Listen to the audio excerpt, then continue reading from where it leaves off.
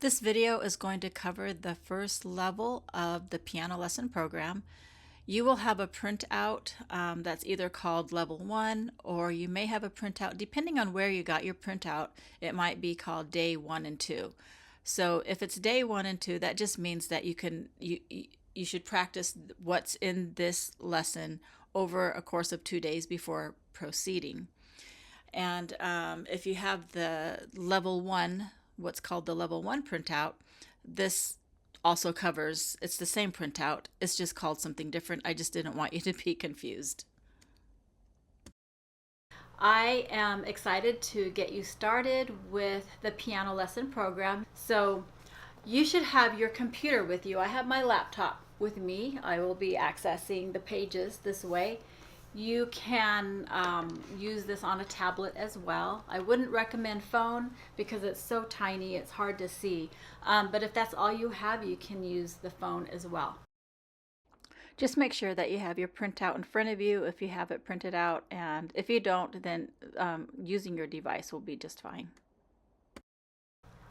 And so the first thing we talk about is the piano and how overwhelming it can be because there's so many keys here. But you know what? There's only 7 keys that you need to remember, and it's A, B, C, D, E, F, and G. That's the musical alphabet, and we're not going to go into that right now, but I just wanted to kind of give you a small little glimpse of how to make something overwhelming become not so overwhelming. So just think 7 keys over and over and over, and we will get more into that later. So I'm going to walk you through finding all the 2 black keys.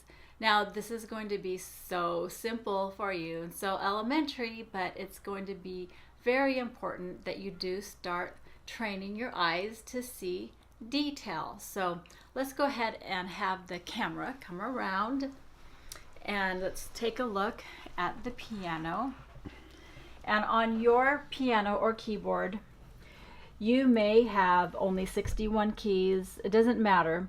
You may have a keyboard, you may have a piano. Just look for all the groups of 2 black keys and just locate them. Sometimes this is more fun to do with somebody or with a teacher telling you than to do it by yourself. Because, like I said, it seems silly, but it really isn't. Okay, and it's important that you notice the difference between 2s and 3s, because that's how you're going to be locating different white keys on the piano. So a group of 2 and 3, here's a group of 2 and here's a group of 3. They just alternate 2, 3, 2, 3. We're going to go to the page called Finding C. And this is an example of why it's important to know where the 2 black keys are all the time, is because the way to find C is to find the 2 black keys, and to the left, the white key immediately to the left is a C. And so every group of 2 black keys will have a C to the left of them. Okay, I'm not going to go through the whole keyboard, but you can. I'll give you a second to do that. Find all the C's on your piano or your keyboard. And it's important that you're able to find that C really fast. You know, and this is what this is what training does, is all these little details are going to be very important for you to learn so that you can start seeing details automatically. So the next page we're going to go to is called Fast and Easy Way to Find C. It's called Fast and Easy Way, and all it is giving you a little tip. So the fast and easy way to find C is to find the 2 black keys, put your second finger point to the white key right in between them, and your thumb will automatically be on C. So if you're not good at finding them by just finding the 2 black keys, point to the white key between them, and your thumb will automatically be placed on C. You see that? So that's just a really fast, easy way. So you're going to point to the white key between the 2 black keys, and your thumb is already there. Easy, right? Okay, and I'm going to pause here just a second, and I just want to really tell you that every single little tiny step in the lessons have a meaning and a reason for down the road.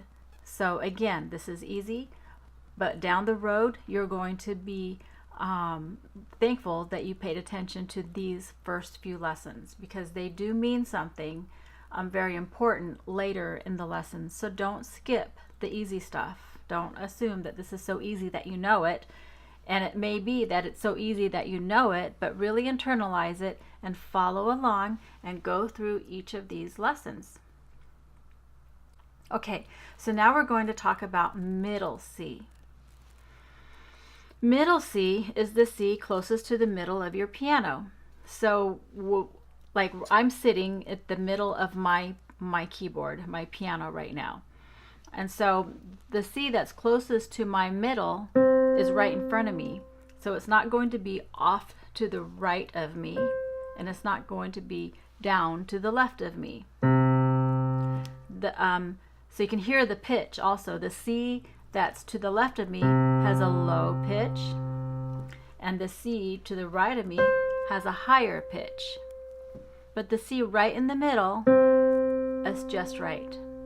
Okay, it's the middle pitch. And if you're on a smaller keyboard, it's going to be closest to the middle. Okay, and wherever you naturally sit will be naturally towards the middle of your keyboard, and that's where your C is going to be.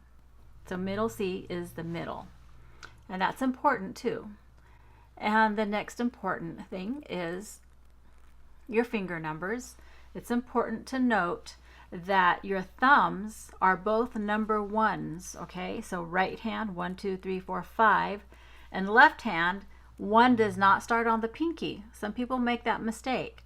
So 1 starts on your thumb for both hands, okay? That's going to be important when we start working with finger numbers. So just make sure that you don't get that confused.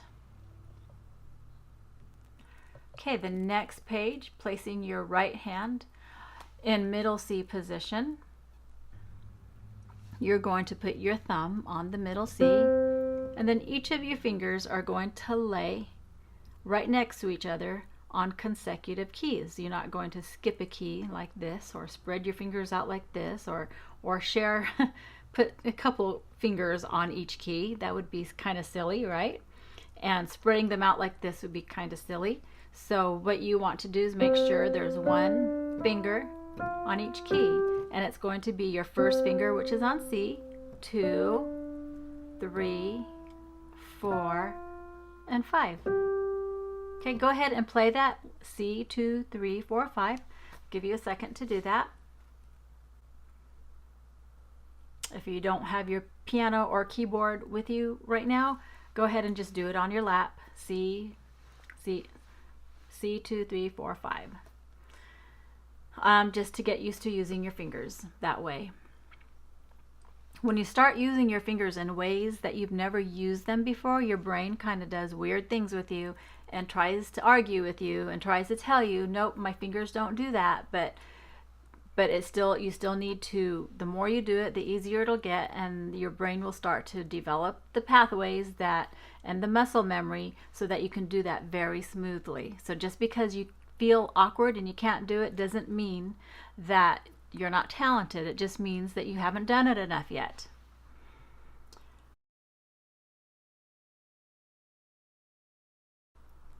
Okay, so now we're going to go and to the right hand. Let's see, the next page is right hand practice. This is the page where you're going to see a little exercise, and what we're going to do here is we're going to practice eye-hand coordination. So you're going to put your thumb on C, and while looking, and put all your fingers in place, while looking at your computer or tablet, you're going to play that exercise. You're not going to look at your fingers, okay? Because we need to train your fingers to have distance, to know the distance between the keys and to know its location without having to look at it all the time. So, like I said, all these little exercises mean something, even though they're super easy. So let's go and do practice number 1 together, placing your C, your thumb on C, and let's go ahead and start. C, 2, 3, 4, 5, 5, 5. Nice. Okay, now let me see you do it, or go ahead and do it on your own. I will get you started by I will say it for you. So go ahead and put your C, your thumb on C, and play, starting now. C, 2, 3, 4, 5, 5, 5. Anytime you want to comment, go ahead and make comments. How did you do on that? Did you keep your eyes on the music? And did it feel awkward with your fingers? Let's go ahead and try practice number 2. So same position. We're going to start with C again, and let's go ahead and do this together. C, C, 2, 2, 3, 4, 5. Awesome. Okay, so now before proceeding, go ahead and practice the right hand practice page, the Eyes on Music page, and the Eyes on Music practice page, and then you can go on, then you can proceed.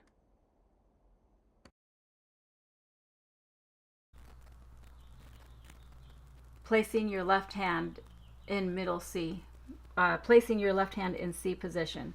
So now we're going to start working with the left hand. And really, we're not going to start doing a lot with it right now. I just want you to make sure, that you know that the left hand, when you play C with the left hand, you're going to move, here's middle C, you're going to move down to the next C, and it's going to be your pinky, not your thumb, okay? Your pinky. So number 5 finger will be a C position with your left hand. Okay, so that C position with your left hand is just kind of showing you what the relationship between your left hand and your right hand is, and the use of your fingers, the placement of your fingers. We're not going to do anything with it any further right now because you will be using it later. It's just kind of an introduction. So now I just have a few more words to share with you before we move on to level 2, or days 3 and 4, depending on what kind of printout that you're working from. What I also wanted to talk to you about right here in the very beginning is that it's really important to be consistent with learning something new, especially the piano, because in the beginning it's easy to regress and forget. After you've done it a few months, skipping a lessons or skipping a week or a few days here and there isn't going to hurt you as much. But right in the beginning, stay consistent. Try to get in 3 to 4 practices each week, if not every day. And it doesn't have to be very long. These are short little exercises. It could just be 10 minutes. As long as you did it, get to the piano. At first, you may only have 5 minutes, but if you did it every day, see, every day or every other day is better than cramming an hour into one day every other week. It doesn't really work that way. It kind of works like sleeping or eating. We don't eat everything all in one day and then skip a few days of eating. It doesn't work well that way. We don't sleep for 3 days and we're awake for 4 days. It doesn't work that way with practicing something. So practicing regularly is going to progress you very smoothly and very quickly. So I just wanted to... Okay, that concludes level 1. And now we're going to move into level 2. Your printout for level 2 will either be the complete level 2 printout, or you may have access to printouts that say days 3 and 4, and then day 5. Either way, those all cover level 2. And in the next video, you'll understand more of how to break that down.